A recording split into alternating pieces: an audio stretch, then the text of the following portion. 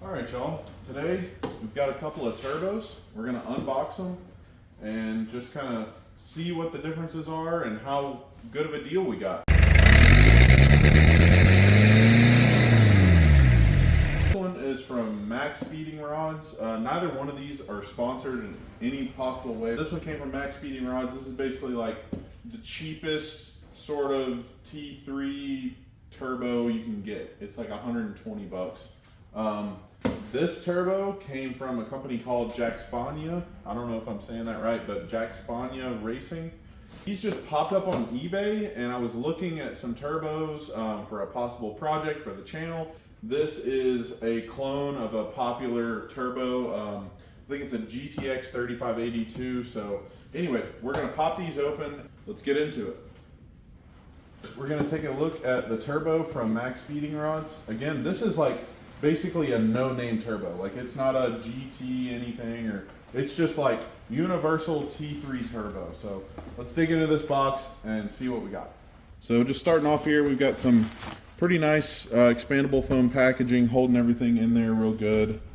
And really the only thing in here and what we're after, well, there might be some more parts in there, but here's our turbo. Let's just get right to it. As y'all can see, if you've ever bought turbos, you know, they come in these bags. Of course, the turbo is going to come with protective caps on all the inlet side of everything. That's quite nice.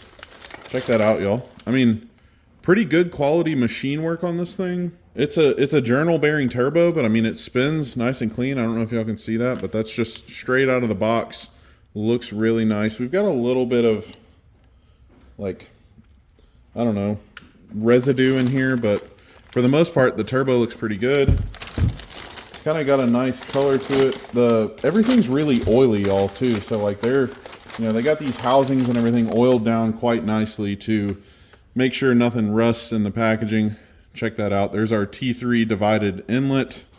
Of course, your oil drain there on the bottom. And then this is our V-band outlet, but pretty cool turbo. I would call this like a mid to small frame turbo. Like I said, it's just a T3 universal. This seems like a pretty decent quality turbo. Of course, you can't really tell with these things until you get them installed and get some run time on them. But everything spins nice and free. Looks very decent quality and finish. You know, this casting surface is actually quite nice. I want to make sure I tell you guys what the specs are on that, so we'll get those. Put our cap back on, and let's move on to the next turbo.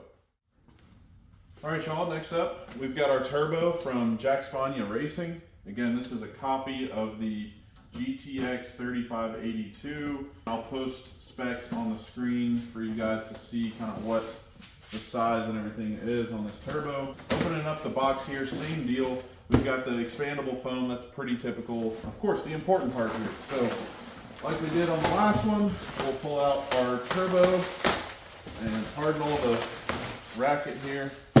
We've got our turbo and another little goodie package there. So what I didn't tell you guys real quick is on the Max Speeding Rods turbo, they do also send you some gaskets and a banjo bolt for your oil feed line there. So the CHEAPEST Racing turbo.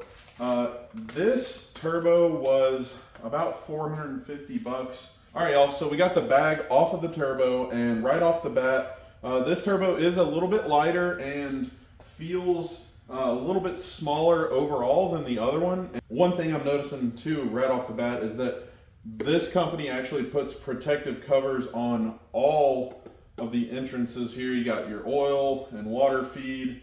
You've got your your outlet there for your turbo housing. Your inlet for your turbine housing, and of course your inlet here. So everything's protected quite nicely. Let's get those caps off. And right off the bat, this is a GTX 3582, but it actually has the optional T51R mod. And if you don't know what that is, basically the T51R was a turbo made by HKS back in the day. People put them on Supras and stuff all the time, but they sound essentially like a jet engine taking off. So there's a way you can modify your turbo housing, your compressor housing, to add this piece right here. And basically what it does is sucks air in around this and creates like that whistle, that jet sound that, you know, everybody wants to hear on their turbo. We splurged a little bit on this one, got the T51R mod, but again, for about 450 bucks, that's hopefully not too bad considering that this turbo looks like it's pretty decent quality. Taking a look at the casting finish here, you know, looks quite nice, quite smooth, decent sand casting there. The machine work looks good. We don't have a bunch of burrs on everything. There are some blemishes in the casting on the turbine housing, a little bit of porosity there, but overall, you know, nothing to really be afraid of unless it goes all the way through the material, which none of these look like they do. And overall, not bad quality. We paid up a little bit to get the T51R mod, but this turbo looks like it's going to be pretty decent overall. Comment below, what project car do you think I should install one of these two turbochargers on, and which one should I use? Should I try the cheaper turbo or the more expensive turbo? Should we do a comparison between the two?